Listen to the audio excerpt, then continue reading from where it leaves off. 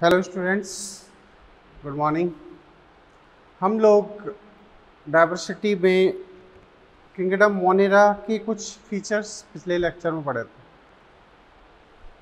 अब चूंकि हम लोग माइक्रोबायोलॉजी की भी स्टडी कर रहे हैं, ठीक है, तो ऐसी कंडीशन में फिर हमें यहाँ पर वायरस की भी स्टडी की रिक्वायरमेंट।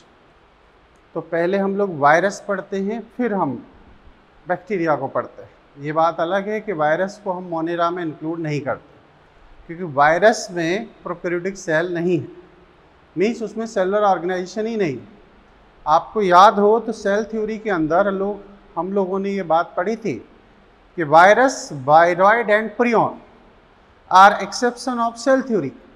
ये कोशिका सिद्धांत के अपवाद हैं, इनमें कोई भी प्रकार की कोशिका नहीं पाई जाती, अकोशिकीय जीव माने जाते हैं। तो कहने का सीधा अर्थ ये हुआ कि इनमें चूंकि कोई कोशिका नहीं है और इसीलिए हम इन्हें प्रोकैरियोट में सम्मिलित नहीं कर सकते। तो फिर वायरस है क्या? तो लेक्चर नंबर होगा अपना आज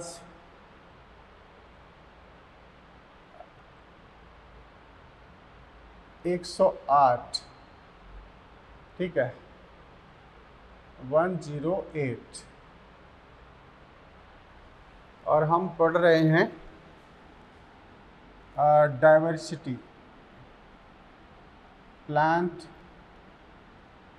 डाइवर्सिटी, क्लियर। और अब हम पढ़ने जा रहे हैं इसमें वायरस। कौन? वायरस या कहें तो विषाणु, क्लियर। ये तो विषाणु है क्या? यह जीवित एवं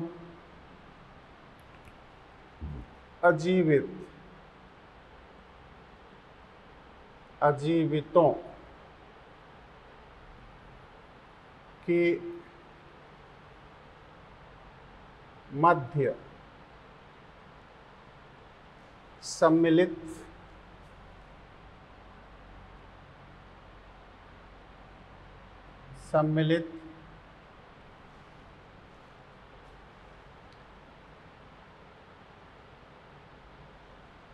संयोजी संरचना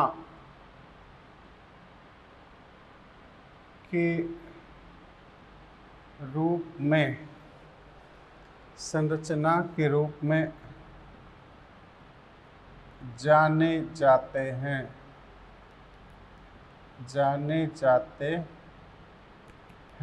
ठीक है। संयोजी संरचना के रूप में, ऑब्जेक्ट, हम इन्हें लिविंग भी नहीं कह रहे हैं, क्लियर। तो कनेक्टिंग ऑर्गेनिज्म या कनेक्टिंग ऑब्जेक्ट के रूप में जाना जाता है, ठीक है। अब विषाणु शब्द लैटिन भाषा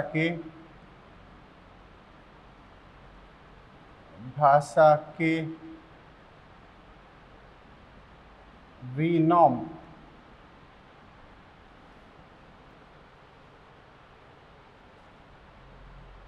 से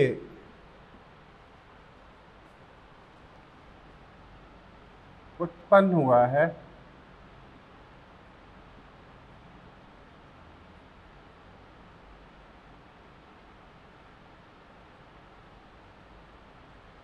जिसे विष माना जाता है,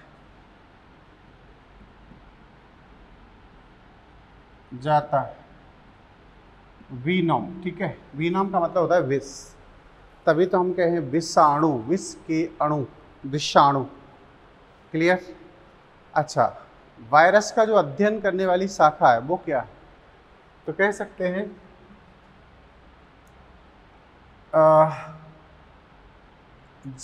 विषाणु का का अध्ययन जीव विज्ञान की शाखा वायरोलॉजी में होता है। ठीक है, विषाणु का अध्ययन हम कहाँ करते हैं? वायरोलॉजी। अच्छा जी, विषाणु शब्द पर बड़ी कंट्रोवर्सी है।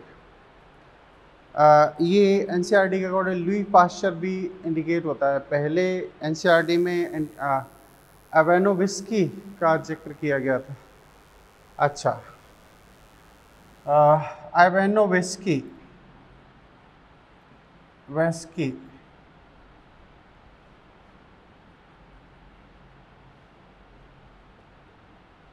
को विषाणु विज्ञान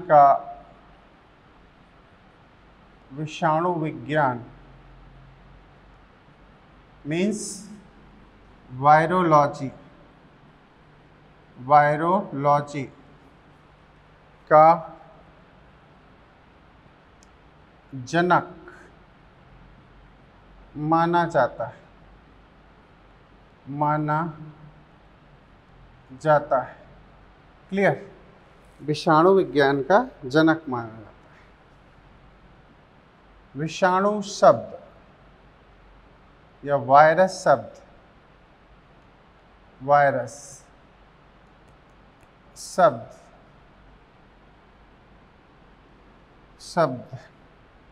एवेनोविस्की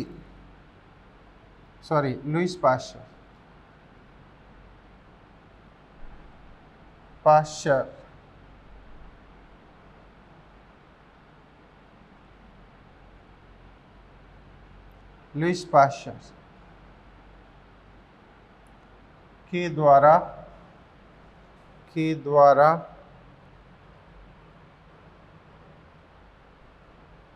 प्रतिपादित किया गया।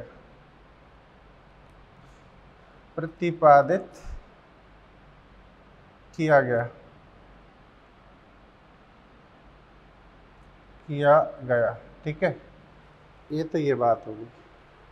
अब आता है कि एक साइंटिस्ट हुए हैं बेजरिंक।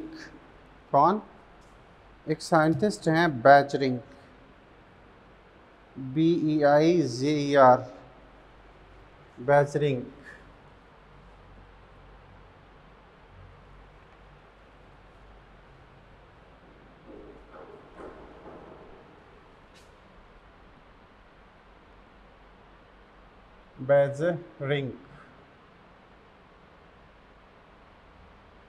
बेजरिंक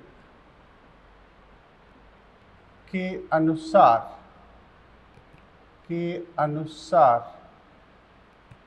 विषाणु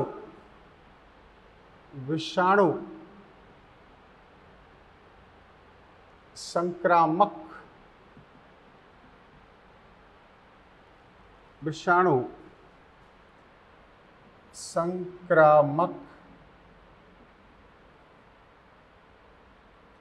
जीवित तरल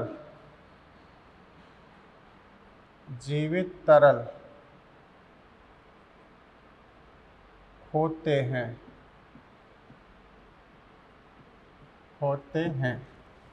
ठीक है, इसे इन्होंने एक फ्रेज के जरिए दिया, कंटाजियम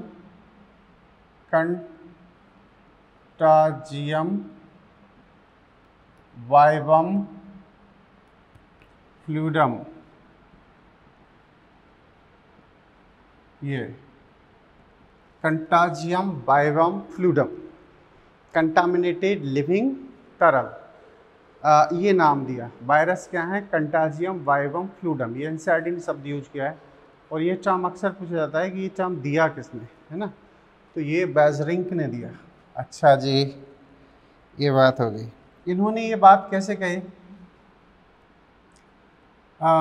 इन्होंने मतलब बेजरिंक ने, इन्होंने संक्रमित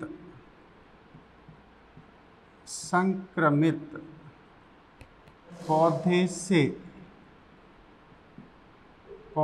से प्राप्त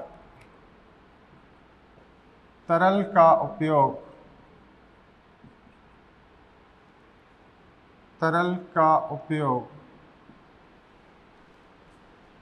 उपयोग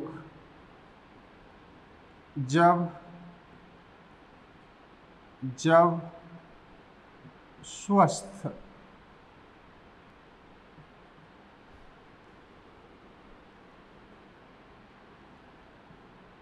तंबाकू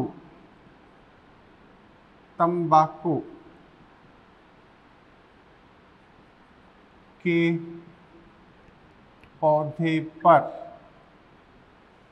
पौधे पर इन्होंने संक्रमित पौधे से प्राप्त तरल का उपयोग जब स्वस्थ तंबाकू के पौधे पर किया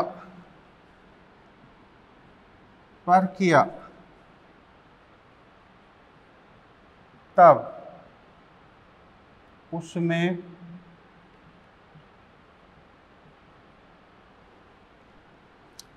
टीएमबी विषाणु के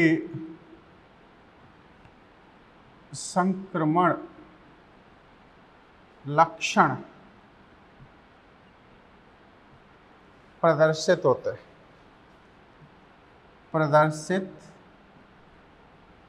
हैं। क्लियर? तो ये लोग क्या करते हैं, इन्होंने इन्फेक्टेड टीएमबी प्लांट से एक लिक्विड लिया, एक तरल लिया, और उस तरल को जो स्वस्थ टीएमबी का प्लांट था उस पर स्प्रे किया। तो फिर क्या देखा वहाँ पर कि वहाँ टीएमबी के करैक्टर भी उसमें दिखाई देते हैं। Is that clear? तो ये कुछ जनरल इंट्रोडक्शन है अबाउट टू वायरोलॉजी या वायरस की स्टडी से संबंधित ये इंफॉर्मेशन। अब विषाणु की प्रकृति, नेचर ऑफ वायरस पर बात की जाएगी। तो विषाणु को जीवित अजीवित दोनों के बीच में संयोजी यौगिक माना जाता है, संयोजी ऑब्जेक्ट माना जाता है। तो इसमें दोनों के कैरेक्टर है, इसलिए हम इन्हें लिविंग और नॉन लिविंग दोनों के बीच में संयोजी ऑर्गेनिज्म मानते हैं। ना तो ये पूर्णतः लिविंग है, ना पूर्णतः ये नॉन लिविंग है। तो इनमें लिविंग के भी कैरेक्टर शो होते हैं और इसमें नॉन लिविंग के कैरेक्टर भी शो होते हैं। तो अब हमारी हेडिंग होगी नेचर ऑफ वायरस, विषाणु की प्रकृति। ठीक है? तो नेचर ऑफ वायरस, विषाणु की प्रकृति। इसके लिए आप लोग बाकायदा एनसीईआरटी को पढ़ते रहें। हम जो लिख रहे हैं वो एनसीईआरटी में है, सारी इन्फॉर्मेशन, कुछ भी अलग से नहीं है। और ये आप भी जानते हो कि यही चीज़ें महत्व रखते हैं। अब है next, nature of virus, virus की प्रकृति, विषाणु की प्रकृति। नेचर ऑफ वायरस, विषाणु की प्रकृति, विषाणु की प्रकृति। क्लियर? Nature of virus. जहाँ तक हम जानते हैं कि इनमें दोनों के कैरेक्टर हैं। पहली ही लाइन में यहाँ से स्टार्टिंग की थी अपन ने, तो कह सकते हैं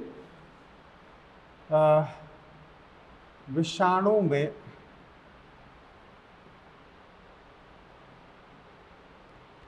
जीवितों तथा अजीवितों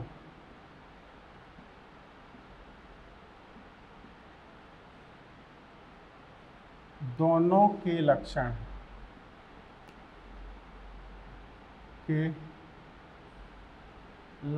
हैं। Clear? They have characters of both, means living and non living. तो आप कह सकते हैं विषाणु में जीवित लक्षण, जीवित लक्षण, विषाणु में जीवित लक्षण कौन कौन से, ठीक है, लिविंग कैरेक्टर ऑफ वायरस। तो हम कह सकते हैं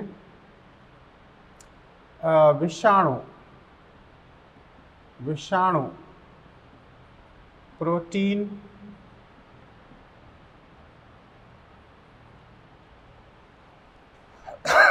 प्रोटीन का मतलब कैप्सिड तथा न्यूक्लिक अम्ल, न्यूक्लिक अम्ल, न्यूक्लिक अम्ल डीएनए अथवा आरएनए से बने होते हैं, आरएनए से बने होते हैं,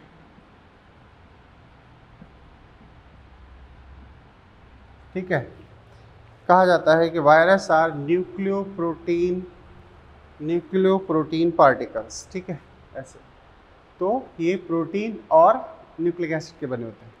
न्यूक्लिक एसिड में भी ध्यान दो, ये पॉइंट बड़ा खास है, किसी भी वायरस में दोनों प्रकार के न्यूक्लिक अम्ल नहीं होते, या तो डीएनए होगा या फिर उसमें आरएनए होगा, दोनों की उपस्थिति नहीं होगी। दोनों की उपस्थिति किसी कोशिका में हो सकती है, मतलब कि वो या तो प्रोकैरियोट होंगे या फिर वो यूकैरियोट होंगे, ऐसे।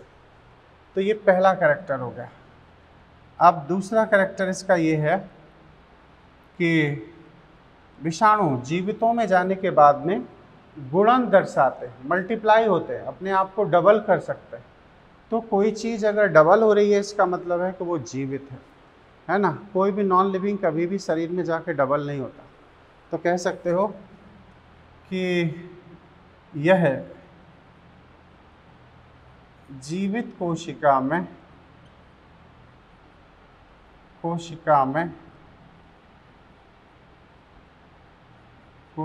में गुणन, मल्टीप्लिकेशन की क्रिया करते हैं, यानी कि 1 से 2, 2 से 4 इस तरीके से हो सकते हैं, गुणन की क्रिया करते हैं। अच्छा, आगे ये चीज़ है कि विषाणु का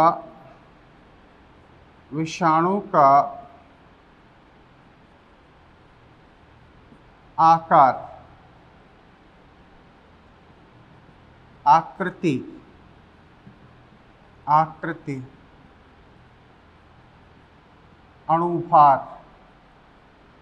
अणुभार निश्चित होता है, अणुभार निश्चित होता है, मतलब बिल्कुल मॉलिक्यूलर वेट फिक्स है, शेप फिक्स है, साइज फिक्स है।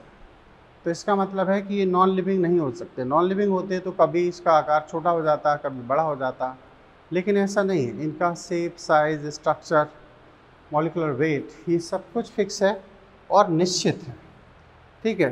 तो ये चीज़ अब बड़ी इंटरेस्टिंग इसमें कहानी है, ये तुम्हें समझ में आना चाहिए। क्या? विषाणु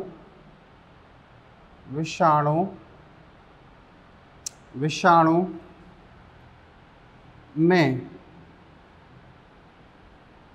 शीघ्रता से उत्परिवर्तन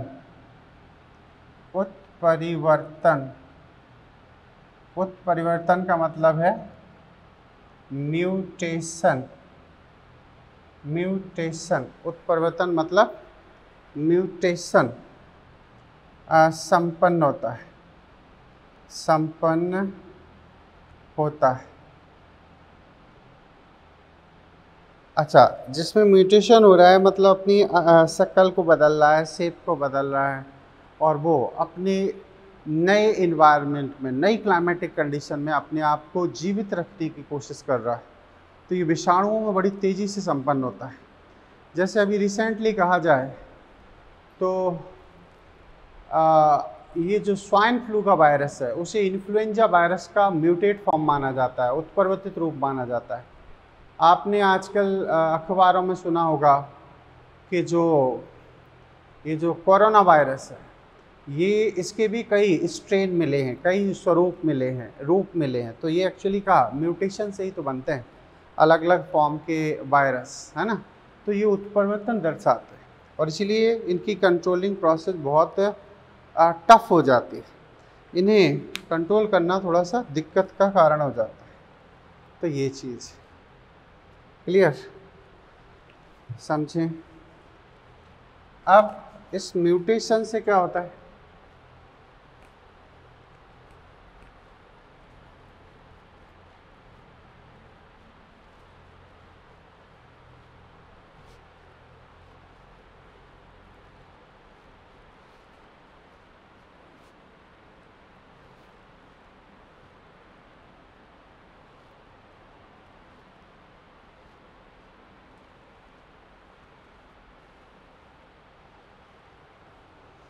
ठीक है। अब हम इसमें लिख सकते हैं कि H1N1, याद आ रहा है कौन है ये, स्वाइन फ्लू विषाणु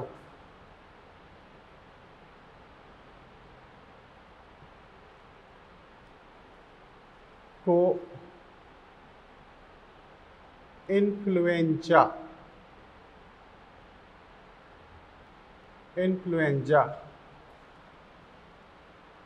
विषाणु का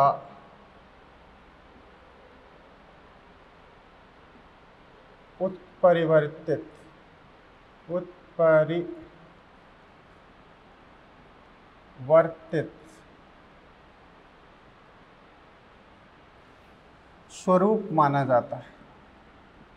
स्वरूप माना जाता है, ठीक है। ये म्यूटेट फॉर्म, और ये इसको सपोर्ट करता है ये एग्जाम्पल, और हमें पूछा भी जा सकता है। क्लियर। तो इस तरीके से ये है। अब एक पॉइंट और जोड़ा जा सकता है, कुछ विषाणु पर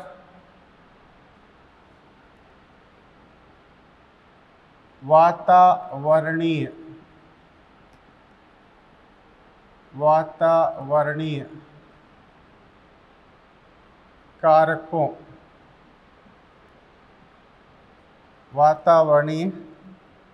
कारकों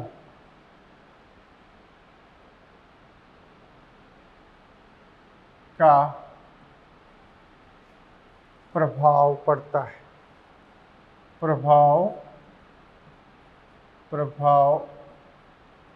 पड़ता है,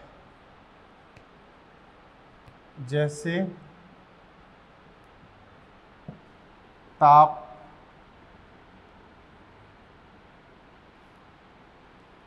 आर्द्रता आदि, इनका भी अफेक्ट पड़ता है ना। अभी चल रहा है, जैसे कई जगह ये बात कही जा रही है कि जो नमी वाले जगह हैं वहाँ पर इस कोरोना का अफेक्ट ज़्यादा है। जो ड्राई कंडीशंस में है, जहाँ टेम्परेचर कम होता है, वहाँ टेम्परेचर ज़्यादा होता है, वहाँ अपेक्षाकृत इसका जो इम्पैक्ट है वो कम। तो ये चीज़ है, ठीक है।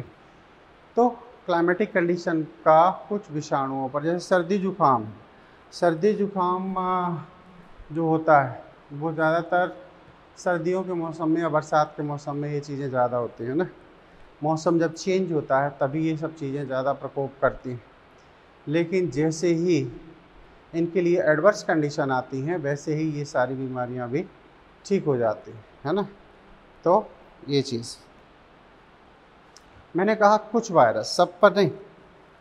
अब विषाणुओं के अजीवित लक्षण हमें समझना है। क्या? विषाणु के अजीवित लक्षण, non living character of virus. विषाणु के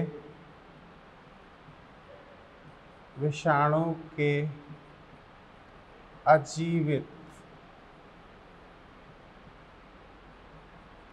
लक्षण, ठीक है, non living characters of virus, ठीक है।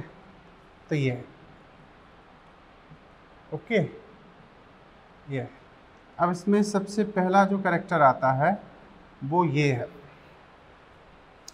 कि विषाणु में जीव द्रव्य नहीं होता, विषाणु में कोश की संरचना नहीं होती, और यही वो वजह है कि विटेकर ने इनको अपने क्लासिफिकेशन में जगह नहीं दी थी। यही वो वजह है कि स्लीडन और स्वान ने सेल थ्योरी का इन्हें अपवाद माना था। तो हम वो चीज़ें यहाँ पर जोड़ देते हैं। इनमें जीव द्रव्य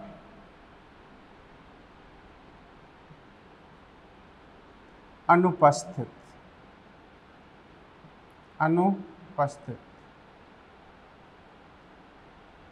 होता है।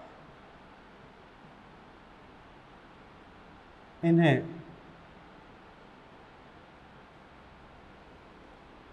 अकोशिकीय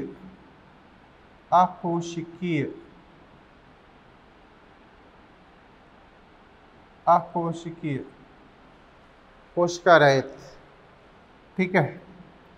इसे ठीक से समझ लेना, अक्सर इसमें प्रॉब्लम आती है बच्चों को। कोशिका रहित, है ना, अकोशिकीय, कोशिका रहित संरचना माना जाता है, संरचना माना जाता है। क्लियर? संरचना माना जाता है। इसलिए अतः यह कोशिका सिद्धांत की अपवाद है। कोशिका सिद्धांत के अपवाद होते हैं, के अपवाद हैं, क्योंकि इनमें कोशिका ही नहीं है, और जब कोई कोशिका नहीं है तो जीव द्रव्य नहीं होगा, जीव द्रव्य नहीं होगा तो बहुत सारी जो नेसेसरी मेटाबॉलिक एक्टिविटीज़ हैं जैसे रेस्पिरेशन है, ये सभी भी कंप्लीट इसमें नहीं होंगी। क्लियर? तो कह सकते हैं इनमें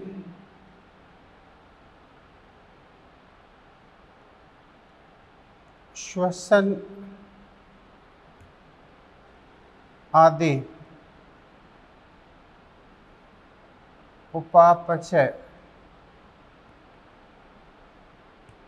क्रिया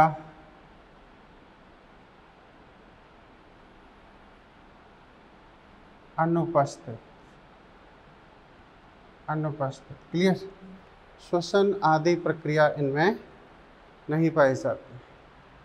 अब आगे का कैरेक्टर बड़ा खास, यहाँ पर हम स्टैनली का जिक्र करेंगे। किसका? स्टैनली।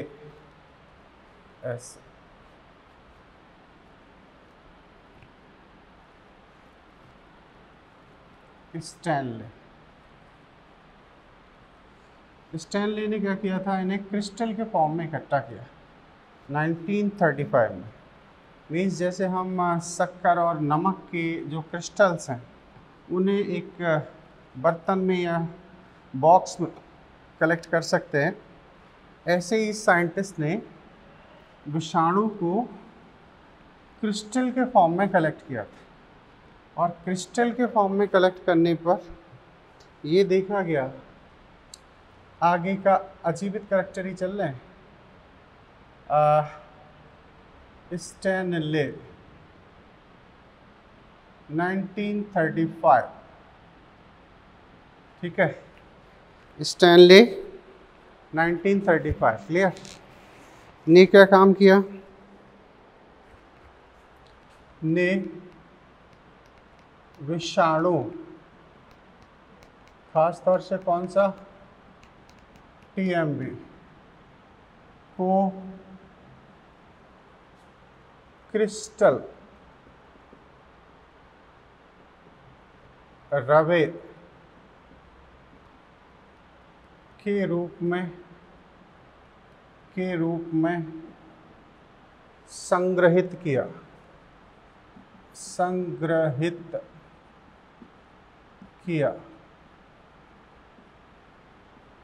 ठीक है। इस करेक्टर को इनके नॉन लिविंग होने के लिए सबसे ज़्यादा स्ट्रॉन्ग पॉइंट माना गया। कि सोचो कि जब हम नमक और शक्कर की तरह इन्हें डब्बे में बंद कर सकते हैं, क्रिस्टल में कन्वर्ट कर सकते हैं, तो फिर ये जीवित कैसे हो सकते हैं ऐसे। तो ये कहा गया कि ये अजीवित, ठीक है। इस पॉइंट ने इन्हें अजीवित होने के लिए सबसे ज़्यादा एक अप्रूवल दी।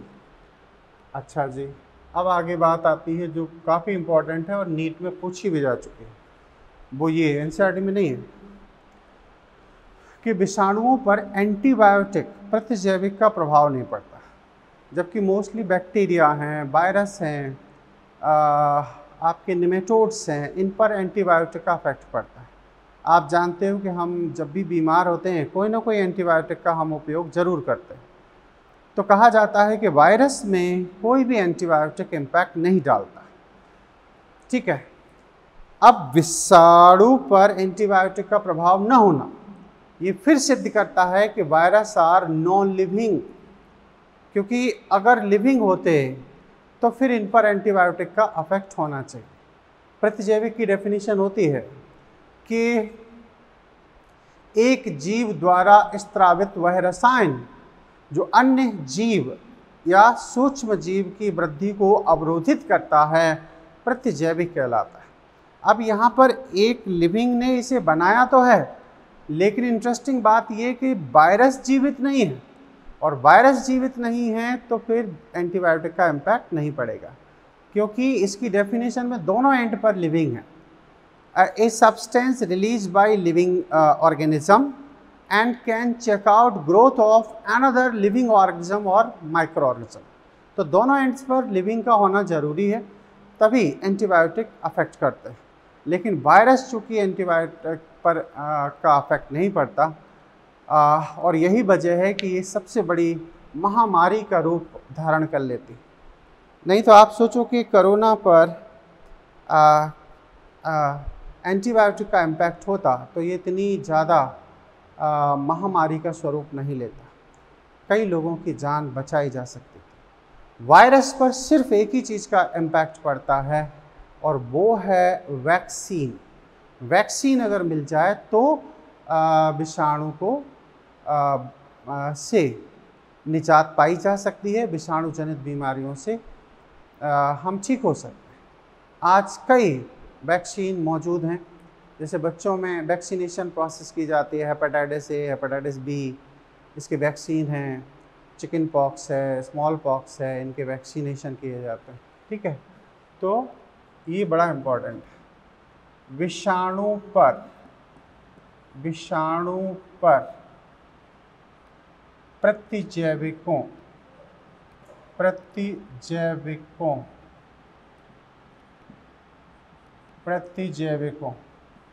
एंटीबायोटिक्स का प्रभाव नहीं होता है, लेकिन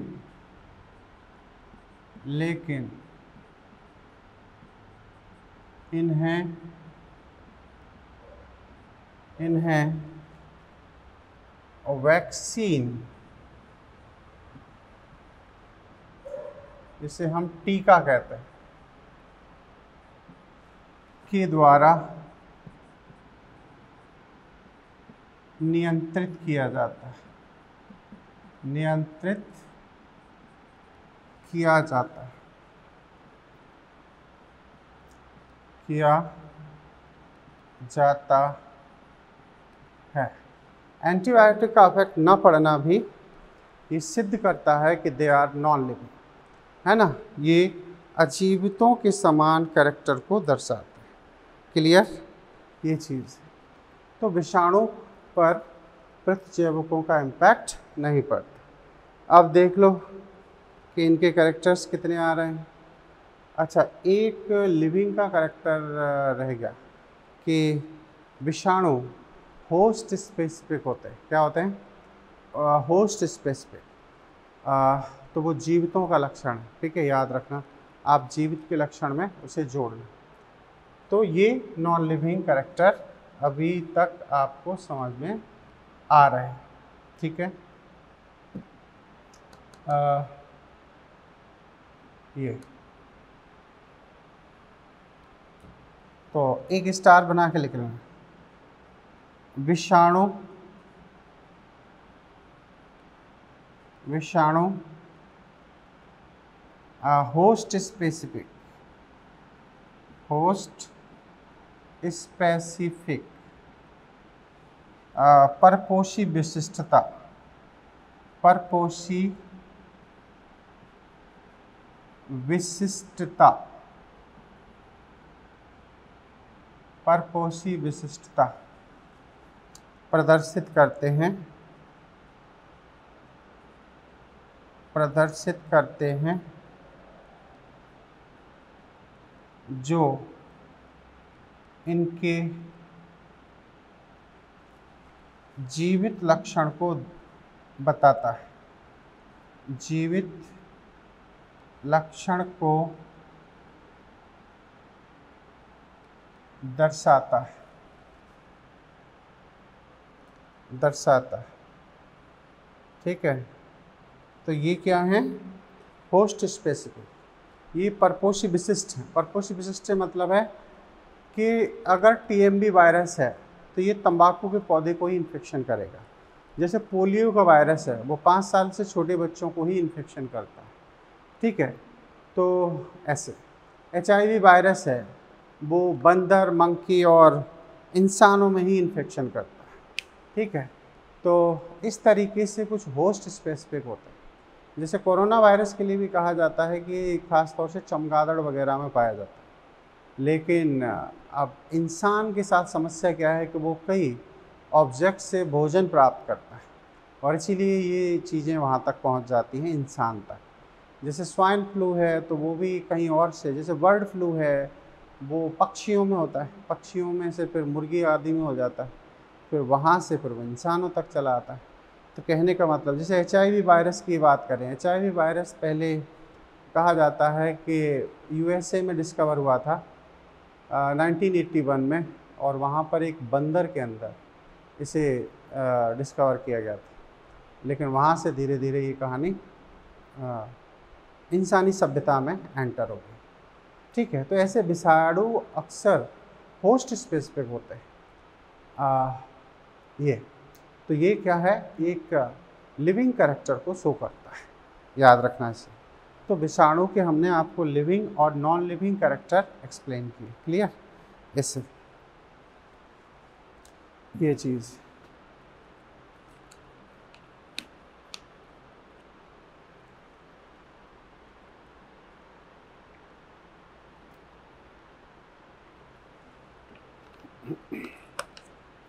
जैसे इसका एक एग्जाम्पल लिखा जा सकता है।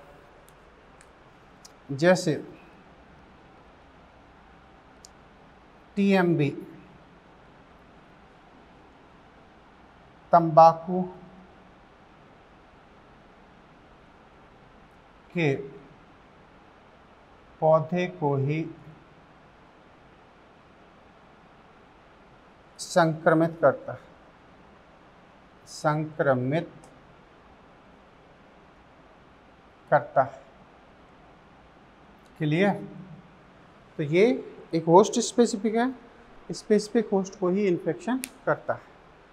चलिए, ये थे कैरेक्टर लिविंग और नॉन लिविंग के। देखो, ये वायरस में सबसे ज़्यादा पूछा जाने वाला सेगमेंट। तो आप इसके एक एक पहलू पर, एक एक सेंटेंस पर ध्यान रखना, अच्छे से बात को समझना। क्लियर? ऐसे अब यहाँ से याद रहे, ये एक लिविंग का कैरेक्टर है ना, लिविंग कैरेक्टर, बाकी सब इसमें नॉन लिविंग। अब आएगा स्ट्रक्चर ऑफ वायरस, विषाणु की संरचना। क्लियर? स्ट्रक्चर ऑफ वायरस में चलते हैं।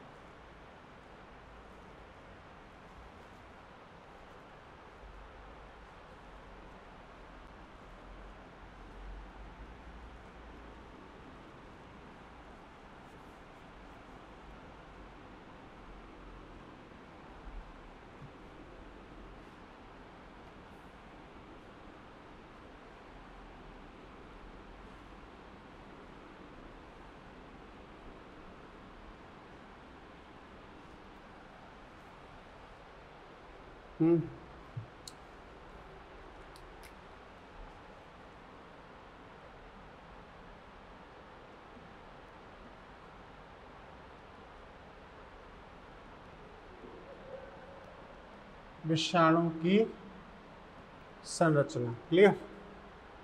Structure of virus, structure of virus. Clear? Virus की संरचना क्या होती है?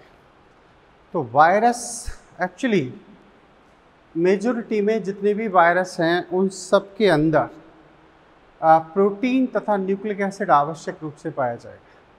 लेकिन कुछ विषाणु ऐसे होते हैं, अपने आप को एक्स्ट्रा प्रोटेक्शन देने के लिए वो प्रोटीन की जो कैप्सिड है उसके बाहर एक अतिरिक्त आवरण बना लेते हैं। उस आवरण को यहाँ पर इन्वेलप शब्द कहा जाता है।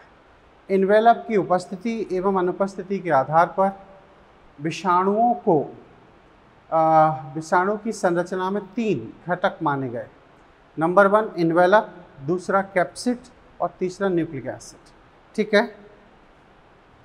तो कह सकते हैं सभी विषाणु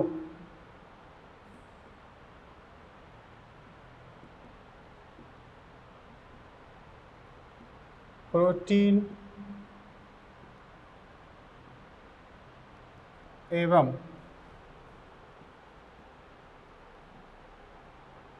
न्यूक्लिक अम्ल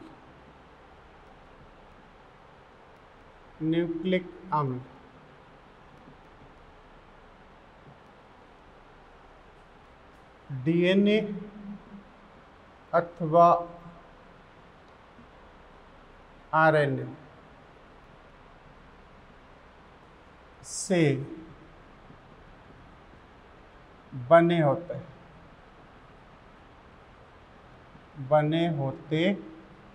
हैं। यहाँ एक्सेप्शन लिए जा सकते हैं, जैसे प्रियॉन है, बायरॉयड है, उनमें क्या है, जैसे बायरॉयड है वो सिर्फ सिंगल स्ट्रैंड आरएनए से बना है, उसमें प्रोटीन नहीं है, और जो प्रियॉन है उसमें सिर्फ प्रोटीन है, न्यूक्लिक एसिड नहीं। ठीक है? तो इन्हें एक अलग ऑब्जेक्ट के फॉर्म में पढ़ा जाता है, हम लोग भी पढ़ेंगे। एनसीईआरटी में इन दोनों के बारे में पूरी डिटेल के साथ स्टडी कराई गई। क्लियर? तो हम अभी जो ऑर्डिनरी नॉर्मल कैरेक्टर हैं वायरस के उन पर बात कर रहे हैं। बने होते हैं, लेकिन कुछ विषाणु में कैप्सिड के बाहर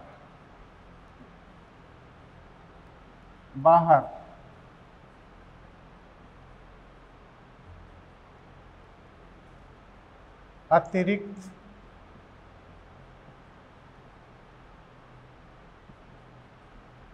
आवरण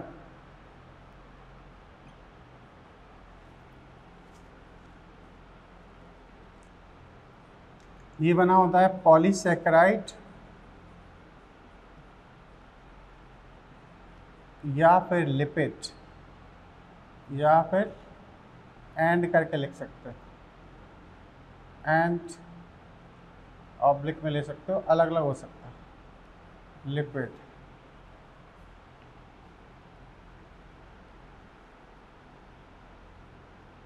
इनवेलप कहलाता है, इनवेलप, इनवेलप कहलाता है, कहलाता है, इसे हम इनवेलप कहते हैं। ठीक है, तो इनवेलप्ड वायरस कौन से होंगे और नॉन इनवेलप्ड वायरस कौन से? तो इसमें हम थोड़ा सा देख लेते हैं। इनवेलप्ड वायरस, ठीक है, इसमें आ जाएगा आपका HIV, क्या? HIV, ठीक है। इसमें आ जाएगा rabies virus, rhabdo virus, rabies virus, ठीक है। इसमें आ जाएगा H1N1, इसमें आ जाएगा इन्फ्लुएंजा, इन्फ्लुएंजा, क्लियर? ये इसके बाद में ये भी आ जाएगा कोरोना वायरस, कोरोना वायरस। इसकी टीवी पे आप लोग आजकल इसका स्ट्रक्चर देख ही रहे हो। देखो मैं एक इन्वेलप की कहानी बता देता हूँ। इन्वेलप कुछ इस तरीके का होता है, ऐसे, है ना। यहाँ एक अतिरिक्त आवरण, ठीक है, ये इसमें सिंगल स्ट्रैंडेड RNA पड़ा हुआ है। यहाँ कुछ आपने कभी HIV का स्ट्रक्चर देखा हो तो एक स्पाइक्स जैसी संरचनाएं पाई जाती, क्लियर? ऐसे। तो अब क्या कहाँ है? ये है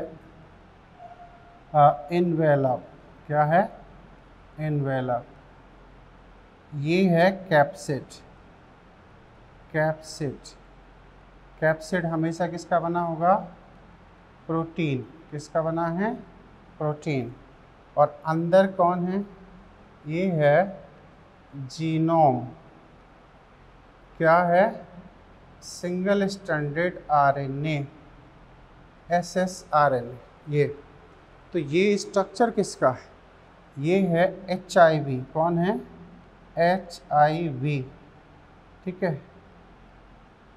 ये HIV का स्ट्रक्चर। तो ऐसे ही रेबीज वायरस का होता है। अब कुछ वायरस ऐसे भी होते हैं जिन्हें हम नॉन इन्वेलप्ड कह सकते हैं, ठीक है। तो नॉन इन्वेलप्ड वायरस कौन से हैं? इधर हम लिख देते हैं, नॉन इन्वेलप्ड वायरस। इसमें TMB आएगा, क्या आएगा? TMB, non enveloped virus. दूसरे हैं नॉन इन्वेलप्ड वायरस, ठीक है। इनमें इन्वेलप अनुपस्थित, इन्वेलप अनुपस्थित। उदाहरण इसमें होगा आपका TMB। कौन? TMB, ठीक है। बैक्टीरियोफाज, कौन? बैक्टीरियोफेज या फाज। ये आपका नॉन इन्वेलप्ड वायरस है, क्लियर? ऐसे तो ये अपने काम आएंगे, ये भी काम आएंगे, है ना। तो TMB और बैक्टीरियोफाज को हम अभी आपको डिटेल में समझाते हैं, उन्हें हमको पढ़ना भी। तो जिन पर इन्वेलप नहीं है उन्हें हम नॉन इन्वेलप कहेंगे, और जिन पर इन्वेलप हैं उन्हें हम इन्वेलप्ड वायरस मानेंगे। Is that clear? ऐसे तो कहने का सीधा अर्थ ये हुआ कि वायरस के आज का लेक्चर काफ़ी खास था। इसमें हम लोगों ने जीवित और अजीवित कैरेक्टर्स की स्टडी की, खास वही सेगमेंट था, ठीक है। और वायरस का कुछ जनरल स्टडी हम लोगों ने इस लेक्चर के दौरान की। क्लियर? ऐसे हम अगले सेगमेंट में वायरस के ये इन दोनों के डिटेल स्ट्रक्चर पढ़ने जा रहे हैं, है ना, क्योंकि ये दोनों ही एनसीईआरटी में दिए गए हैं। Okay, thank you.